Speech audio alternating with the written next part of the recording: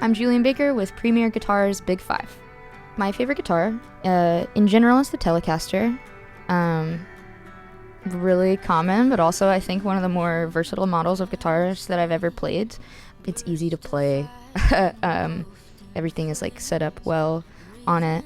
It's got a road-worn neck, and so it makes improvising and soloing and navigating the frets really easy. I just have nothing but good things to say about my dear beloved Telecaster.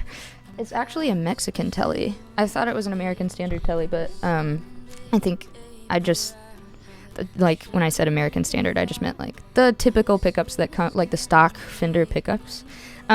This one is just a Mexican Tele. It's like, it's got the vintage style saddle, which I really like. The little barrel bridge instead of the other kind that kind of slots in there.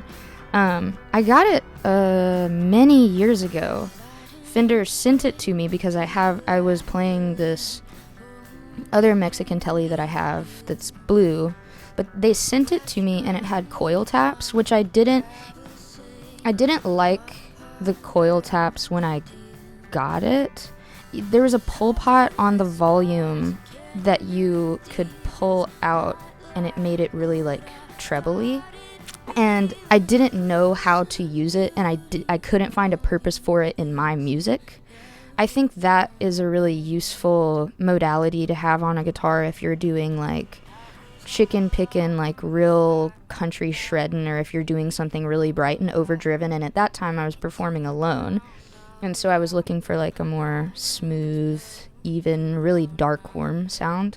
So I took it to Martin Music in Memphis, and they worked a bunch of wonders on it. We just sat down and they asked me, Eric, who works there, Eric Martin, asked me like, what are you looking for in the sound of this guitar? And then I told him, and we talked through a couple of pickup options. I think they had to like carve out a little bit more, like there wasn't enough space in the body. It wasn't intended for a humbucker or for a soap bar, and so they had to carve it out a little bit, but it ended up sounding beautiful. It's my favorite guitar. It's my favorite sounding guitar to play. I think Fender sets a precedent for guitars that sound good out of the box and like well-made bodies of guitars, but also what's so nice about them is I feel like every Fender I get is such a beautiful, receptive palette to modification. Like, there's just so many directions that you can take just a standard out-of-the-box Tele and have it sound wildly different depending on how you choose to set it up, which I love.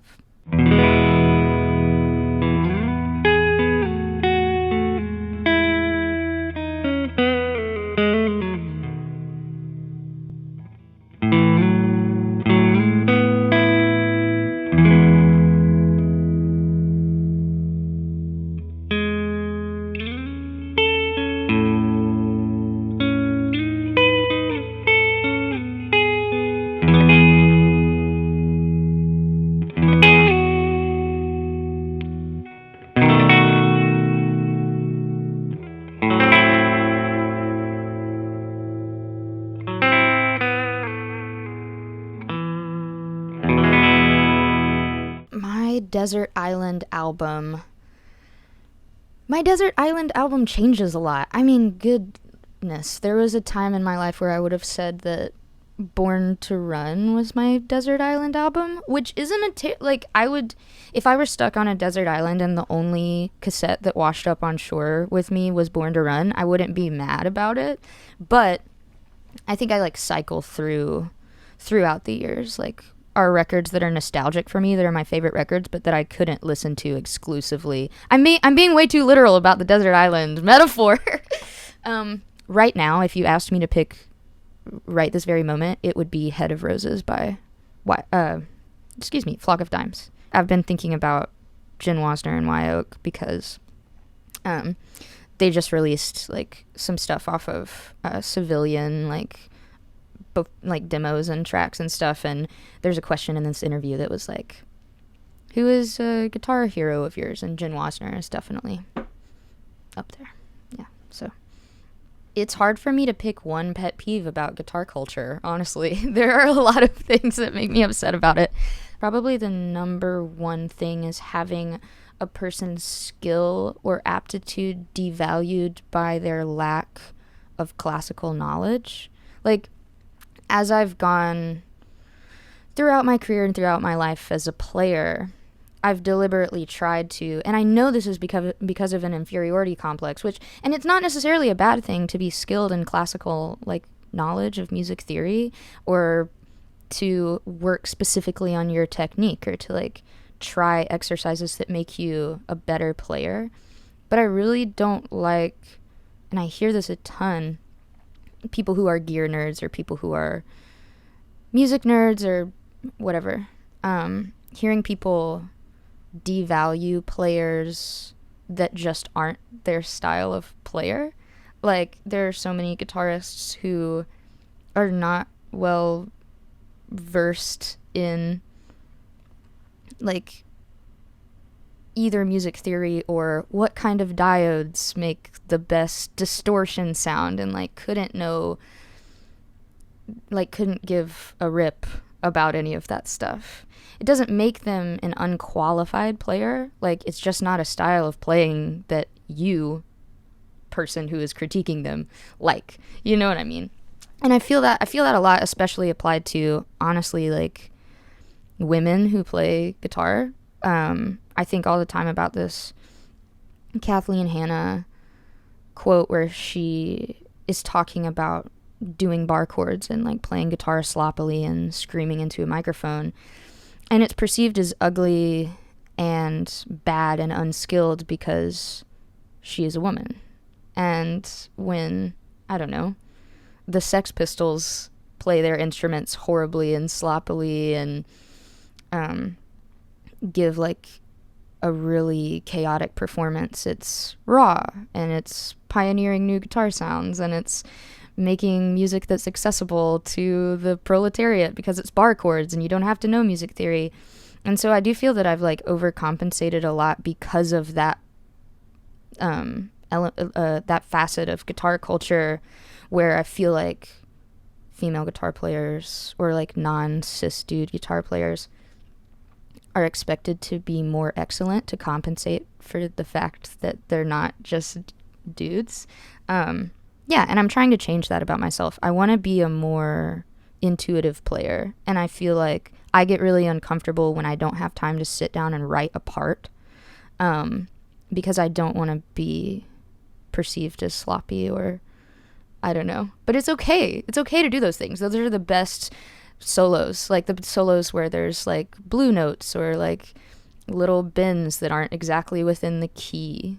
Those solos have character and they're enjoyable and fun. And they don't feel, like, rehearsed and mechanical. But anyway, okay, which guitar hero of mine might surprise or shock fans of my music? I was speaking earlier about how much I love the projects of Jenn Wasner. I love her guitar playing. But I don't think that would necessarily surprise anyone because we kind of exist in, like, tangential worlds and have played shows together.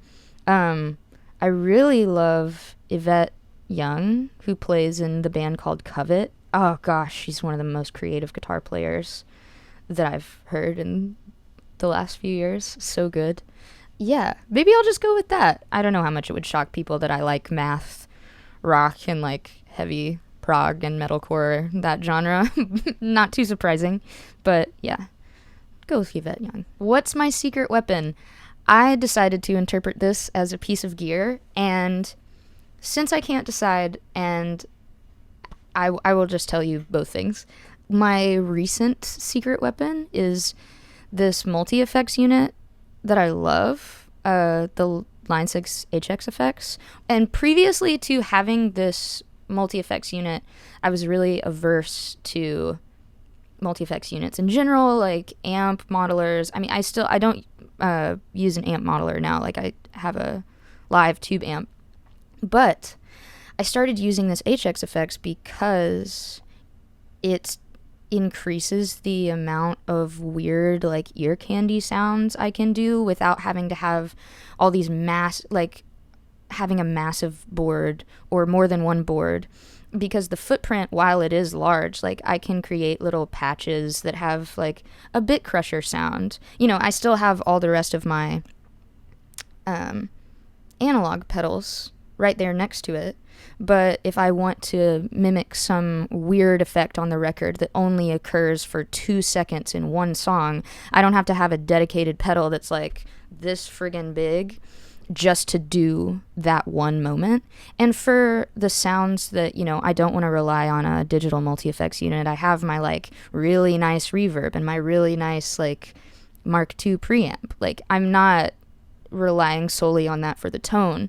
But, and also, I played this show, I'm so sorry, but I have to praise this effect because it saved my butt. I had some problem. There's like a dead patch cable in my effects loop during a show, and I wasn't getting any sound out of my amp in the middle of the show. And I was like, what, do I just plug straight in with 0 effects? Because, I don't know, our live set leans heavily, at least in my guitar playing, on effects. There's a lot of like delays and sparkly reverbs and things happening.